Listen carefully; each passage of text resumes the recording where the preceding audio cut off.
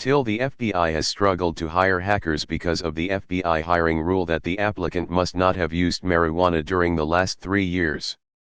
They came to speak to the CS department at my college my freshman year. They begged everyone to stop smoking weed now so they could hire us when we graduated, and proceeded to say how many great CS people they had to let go for smoking. FBI, do you smoke marijuana? Hacker, no, just cocaine. FBI, he's clean. We have had a few unofficial conversations at my work among middle management. They had talked about random testing and it was decided that was a really bad idea. We would lose 90% of the programmers and 75% of the field. As a federal employee, I constantly hear how the FBI has the most archaic standards. A lot of federal law enforcement agencies have become too insular. I know a guy who is about as straight edge as anyone you could meet. He wanted to join the RCMP. He worked toward this goal for years, volunteering at the police department, getting in shape, never doing anything remotely illegal. When they did his security check, they found out his sister had a record for dealing a little weed. This was before legalization. They told him if he ever wanted to be a Mountie he had to cut her out of his life. His sister. So they lost an applicant who would have been one of the good ones. Be a lot cooler if they did. Also they make them put their real names on their name badges instead of their awesome hacker names like Zero Cool, Crash Override, and Acid Burn. I was stationed at Fort Gordon for 3 years. I made friends with a lady that worked at Honey Pot down in the NSA dungeon. I had a TS clearance so she could at times give me some hints as to the problems they were encountering. Well, hiring was one of them. They wanted to conduct more offensive ops and work on better tools to exploit 0 days they had discovered in popular apps being used overseas. I think their primary function was nation-state cyber shit. She told me that 70 to 90% of the people they wanted to hire could not qualify because they either smoked pot or had done it in the past few years. They also didn't like the antiquated and conservative dress codes, etc. I told her the story of the Russian dude that was able to garner NSA secrets a few years prior. I can't remember his name today, but the dude was a 400-pound pot-smoking, energy-drinking gamer. Smart as hell though. He could breach systems like no other without being detected and was able to take advantage of 3 to 4 0 days whole teams at the NSA could not figure out. So Russia hired him. He was actually Ukrainian if I remember. I think this same guy did some damage to Israeli and Saudi intelligence and had others inside of Russia helping him. I told her these are the guys/gals they want. If you tell them they have to work 9 to 5, dress up and go into work, not smoke pot, you are 100% fucked. This puts us at a huge disadvantage. I work in tech.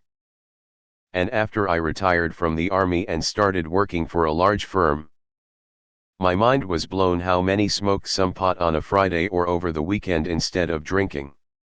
It really changed my views on using it recreationally. Even the CEO smoked it and this motherfucker was worth almost $1 billion at the time. And here my dad is telling me he's a loser for smoking pot. I'm like, that motherfucker is worth almost $1 billion and has smoked pot his whole life. And he's a loser? You kidding me, Dad? It's people like my dad and old conservative views on the workforce that are slowly whittling away at any advantage we ever have. I know for a fact we are way behind in the cyber realm. Marijuana? Marijuana, throws hat. I used to suck dick for coke. Free your mind and the hacks will follow. I got interviewed by the FBI because a high school friend was getting a job with them. He can't tell us exactly what he does, but his education is unimpressive, decent college, no honors, and when we jokingly asked him to look into the JFK Association for us, he said he has the lowest level of access to classified info of anyone in the place. We're not particularly close, we didn't invite each other to our weddings. The FBI must have spent hundreds and hundreds of hours looking into this very straight-laced dude who, by the looks of things, earns like $80,000. Edit, $80K is a very nice salary, but it means he's probably pretty low level as FBI employees go. I can't imagine the clearance process for folks at the top of the bureau. TIL, FBI's most wanted list includes hackers who don't use marijuana. TIL I cannot work at the FBI until May 14, 2023. The vast majority of tech-savvy folks smoke pot, from my experience in the industry. Civilian tech jobs have all but ceased drug testing because of it. Source, am Java developer, am stoner.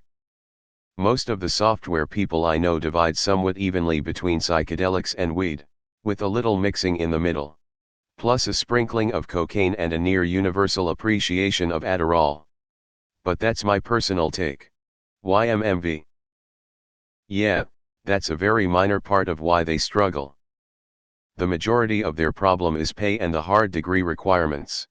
They just don't pay competitively, and the FBI, unlike other three-letter agencies, has hard degree requirements. Another issue is the mission. When I worked in the public sector, I avoided the FBI after learning what the majority of the work was. It's copyright enforcement and child porn. The latter is the only noble, IMO, part, but it's not something I personally want to do because I know people who have done it and it was scarring on them. It's almost like the government believes their own lies about pot. Asterisk with marijuana legalized in 8 states and the District of Columbia, and medical marijuana legal in 30 states plus D.C. You'd think some of these arcane techniques would fall by the wayside, but no. And, it seems, especially not in the FBI. Nothing, not a puff for 3 years. Good luck, FBI, and good luck to us all. I can confidently say that we would lose at least 50% of my office up here in Seattle if they drug tested people for pot. It's just not worth it. Who the fuck cares if employees get stoned and play video games in their off time? I can't wait until boomers get themselves and their antiquated ideas the fuck out of the way. Still true to this day. The Boston department has been looking for people for the past 10 years, they send high-up recruiters to large conferences too, yet they still want to turn me away. I can't help but approach them at every conference. It's hilarious to string them along, just to make them send you away from some silly rule. It's their loss. I have many friends with successful cybersecurity careers, in the private sector, who need marijuana to control other issues they may have, whether physical or mental. And the FBI doesn't give two flying fucks if you are on opioids. You can really tell how in touch, sarcasm, with society and technology the FBI are. Happened to me, though not for a CS job but special agent. Went to Amsterdam, had a brownie, no longer eligible. I haven't read through the other comments, but this policy feels very throwing the baby out with the bathwater-ish. I hear that's how they weed out the applicants. Most likely a security clearance issue. I've heard stories about GS-15s, the high end of the civilian federal service pay scale, losing their clearance for a shitload of unpaid parking fines because it shows a flagrant disregard for the law. Marijuana is still federally illegal, so there's no gray area officially. I think a lot of managers have a don't ask, don't tell policy about this in legal states. Don't ask questions you don't want answers to. The reduced pay, long hours, being forced to wear a suit, and rigid hierarchy where some political guy with no technical skills is your boss probably got rid of the rest of the applicants. LOL reminds me that I was going to go to school for accounting and become an FBI agent, but they required that you sign an affidavit that you have never smoked marijuana. It was around the time of Enron.